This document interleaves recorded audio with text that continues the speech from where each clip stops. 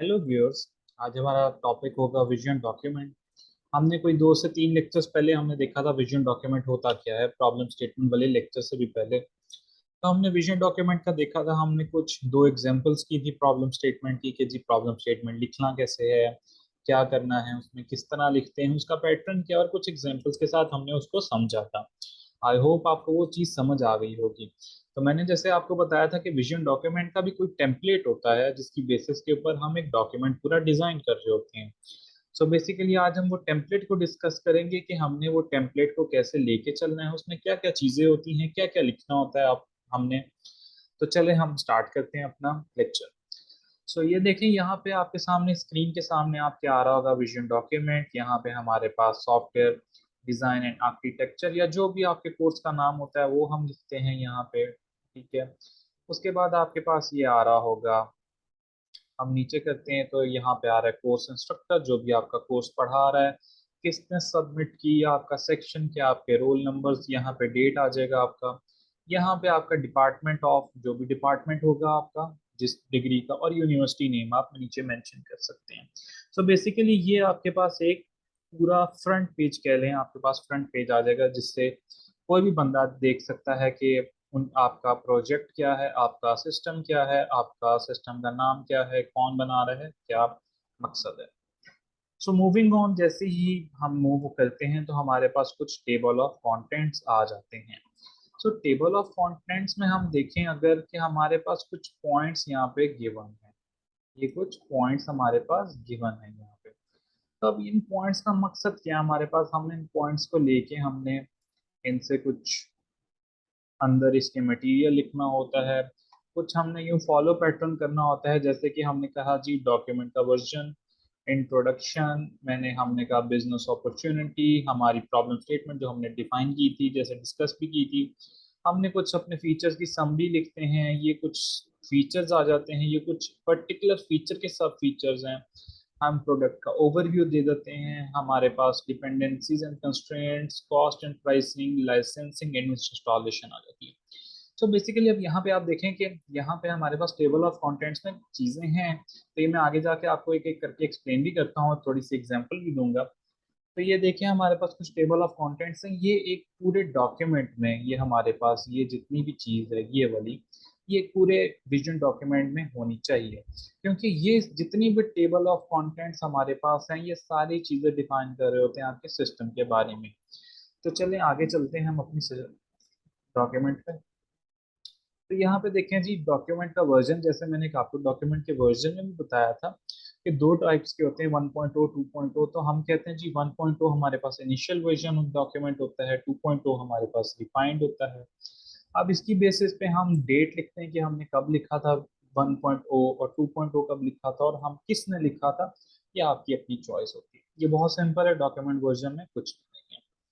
अच्छा आगे move on करते हैं, आगे हमारे पास कुछ इंट्रोडक्शंस आ जाते हैं, बिजनेस अपॉर्चुनिटीज आ जाती हैं, हमारी प्रॉब्लम स्टेटमेंट आ जाती है, हमारे कुछ फीचर्स आ जाते हैं, उसके अलावा प्रोडक्ट ओवरव्यू आ जाता है, dependencies and constraints, cost and pricing, और उसके अलावा लाइसेंसिंग एंड इंस्टॉलेशन। ये मैं आपको इनकी सब हेडिंग्स के साथ दिखाता हूँ। तो बेसिकली यहाँ पे हम सब हेडिंग के साथ आगे चलते हैं इसके। सो अब यहाँ पे देखते हैं इसकी सब हेडिंग्स को हम देखते हैं। तो ये देखिए यहाँ पे सब हेडिंग्स आपके पास आ रही होंगी, मैं वन बाय वन करके आपको समझाता हूँ और बताता हूँ। देखिए इंट्रोडक्शन के टैब में हमारे पास ये चार आ रहे हैं, एक पर्पस आ रहा होता है, स्कोप, डेफिनेशंस, एक्रोनिम्स, एब्रिविएशंस या रेफरेंसेस। पर्पस क्या है इस डॉक्यूमेंट का, इस डॉक्यूमेंट का स्कोप क्या होता है, कोई आपने एक्रोनिम्स इस्तेमाल किए, एब्रिविएशंस इस्तेमाल किए, वो हम इसमें डिफाइन कर देते हैं। और अगर कहीं से आपने रेफरेंस लिया हो तो वो भी हम बता देते हैं। अच्छा moving on the positioning. So basically positioning में हमारे पास चीजें आ रही होती हैं, business opportunity, problem statement, product position statement. So हमारी जो सिस्टम है उसकी बिजनेस अपॉर्चुनिटी क्या है, हम जो सिस्टम बना रहे हैं उसकी प्रॉब्लम स्टेटमेंट जैसे हमने पहले डिफाइन की थी वैसी ही बिल्कुल यहाँ पे डिफाइन करनी होती है। और प्रोडक्ट पोजीशन स्टेटमेंट के प्रोडक्ट की अपनी पोजीशनिंग स्टेटमेंट क्या है।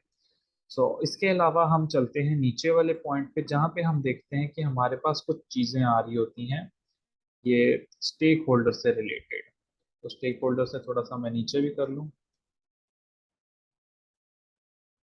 तो स्टेक होल्डर से आपके पास सामने चीज नजर आ रही होगी कि जी, एक मिनट क्लियर कर लूँ इसको ताकि आपको इजी हो समझने में। अब स्टेक होल्डर से आपको ये पर्टिकुलर चीज नजर आ रही है। स्टेक होल्डर्स कौन होते हैं? स्टेक होल्डर्स, जैसे मैंने आपको पहले भी लेक्चर्स में काफी ज्यादा ये टर्म इस्तेमाल करता हूँ, स्टेक होल्डर्स वो होते हैं जो पर्टिकुलरली आपके सिस्टम से डायरेक्टली अफेक्ट हो रहे हैं या इनडायरेक्टली भी अफेक्ट हो रहे हैं। सो हम उसकी मार्केट डेमोग्राफिक्स लिखते हैं। हम स्टेक होल्डर्स की समरी डिफाइन करते हैं कि जी स्टेक होल्डर्स कौन कौन से हैं और कैसे हैं। हम एक यूजर की समरी डिफाइन करते हैं जो कंज्यूमर होता है, यूजर की इन्वायरमेंट डिफाइन करते हैं। अब हम स्टेक होल्डर की प्रोफाइल्स डिफाइन कर देते हैं। अब जैसे कि मेरे सिस्टम में हमने जैसे एक ऑनलाइन ई कॉमर्स वाला देखा था, उसमें कस्टमर, बिजनेस ओनर और स्टाफ था हमारे पास। जैसे हमने स्टूडेंट अटेंडेंस मैनेजमेंट सिस्टम देखा था, तो वहां पे हमारे पास बेसिकली आ जाता, हमारे पास आ रहा होता था टीचर आ रहा था, स्टूडेंट्स आ रहा था और एडमिनिस्ट्रेशन स्टाफ आ रहा था। तो ये बेसिकली हमने प्रोफाइल उनकी लिखनी होती है जिनकी हमने अपने सिस्टम में डिफाइन करनी है, जो हमारे डायरेक्टली इनडायरेक्टली अफेक्ट हो रहे हैं। सो आगे चलते हैं। इसके बाद हमारे पास आ रहा है प्रोडक्ट ओवरव्यू। प्रोडक्ट ओवरव्यू में आपको जैसे नजर आ रहा होगा कि ये देखें। अब हम देखते हैं कि प्रोडक्ट का हमारा पर्सपेक्टिव कैसे है। एक प्रोडक्ट है जो उसका पर्सपेक्टिव किस तरह बना, वो किस पर्सपेक्टिव से बनी हुई है। समरी ऑफ कैपेबिलिटीज, उसमें क्या क्या कैपेबिलिटीज हैं। एजम्पशंस एंड डिपेंडेंसीज, जो आपका प्रोडक्ट है उसकी कोई एजम्पशंस हैं आपके जहन में या कोई डिपेंडेंसी है। डिपेंडेंसी से मुराद क्या है कि उसको कोई सिस्टम तो नहीं चाहिए, उसको कोई इंटरनेट तो नहीं चाहिए, उसके लिए कुछ और तो नहीं आपको रिक्वायरमेंट चाहिए। कॉस्ट एंड प्राइसिंग का क्या मतलब है? कॉस्ट एंड प्राइसिंग का मतलब होता है कि आपके सिस्टम की टोटल ओवरऑल कॉस्ट जब वो डिप्लॉय होने लगेगा, तो जब वो मार्केट में लॉन्च होने लगेगा तो उसकी क्या होगी। लाइसेंसिंग या इंस्टॉलेशन का मतलब होता है कि इन केस अगर आपका कोई सिस्टम ऐसा है जो कि हाई प्रोफाइल सिस्टम है, तो आप उसको लाइसेंस भी करा सकते हैं ताकि कोई और उसको कॉपी ना कर सके, और उसकी इंस्टॉलेशन की क्या प्रोसेस है। सो बेसिकली ये हमारे पास था प्रोडक्ट ओवरव्यू। अब इसके बाद हम चलते हैं अपने नीचे वाले सेगमेंट पे जिधर लिखा हुआ है प्रोडक्ट फीचर्स और कंस्ट्रेंट्स।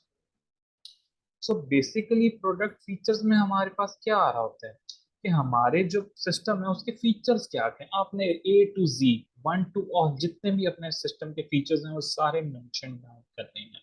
इसमें मैं दोबारा रिपीट कर रहा हूँ, जितने भी छोटे छोटे फीचर्स हैं, चाहे वो कोई ऑपरेशन हो, कुछ व्यू करना हो, कुछ ऐड करना हो, कुछ डिलीट करना हो, वो आपने सारे मेंशन करने हैं। तो ये हमारे पास अपने प्रोडक्ट के फीचर्स आ जाते हैं। उसके बाद हम देखते हैं कंस्ट्रेंट्स की तरफ। कंस्ट्रेंट्स बेसिकली यही होते हैं कि जी हमारे पास कोई सिस्टम में ऐसी चीज तो नहीं है कि जो उसको कंस्ट्रेंट उसके लग रहे हों। उसके कंस्ट्रेंट का मतलब क्या होता है? कंस्ट्रेंट का यही मतलब होता है कि हमारे पास कोई रुकावट तो नहीं बन रही उसके लिए। तो हम उसमें देखना चाहते हैं जी कि सिक्योरिटी किस तरह होगी उसकी, उसकी यूजेबिलिटी कैसी होती है, उसकी रिस्पॉन्सिवनेस कैसी होगी, उसकी कैपेसिटी कैसे होगी। तो ये हम चार चीजें डिफाइन करेंगे। तो इसका, तो ये सारे हमारे कंटेंट्स हैं बेसिकली। ओवर वन और मोर हमने ये चीजें मेंशन करनी होती हैं ताकि जो आपका क्लाइंट है या अगर किसी अननोन पर्सन को भी आप देते हैं डॉक्यूमेंट, तो वो इजीली आपका डॉक्यूमेंट समझ सके। आज के लेक्चर में हमने देखा है कि जी हमारे पास विजन डॉक्यूमेंट का टेम्पलेट कैसे होता है, उसको हमने लिखना कैसे, उसमें क्या क्या चीजें मेंशन करनी है और उसके अंदर कितनी चीजों की हम मेंशन कर सकते हैं। बेसिकली ये हमारे पास कुछ टेम्पलेट था इसमें। आई होप आपको ये वीडियो समझ आई होगी। हम नेक्स्ट वीडियो में या आने वाली वीडियोस में मैं आपको एग्जांपल्स भी इसकी कराऊंगा, जहाँ पे मैं एक एक चीज को आपको बताऊंगा, लिख के बताऊंगा, डिफाइन करके बताऊंगा। तो वो भी आप वीडियो जरूर देखिएगा। ये जितनी भी वीडियोस हैं, जितनी भी प्लेलिस्ट आपके लिए बन रही है, ये बेसिकली आपकी अपने बेनिफिट के लिए है कि आप अच्छे से इस कोर्स को सीख सकें और अच्छे से आप इस कोर्स को आगे मूव ऑन कर सकें और अपना एक अच्छा सा सिस्टम बना सकें। आई होप आपको ये वीडियो पसंद आई होगी। लाइक और सब्सक्राइब जरूर कीजिएगा। Thank you so much.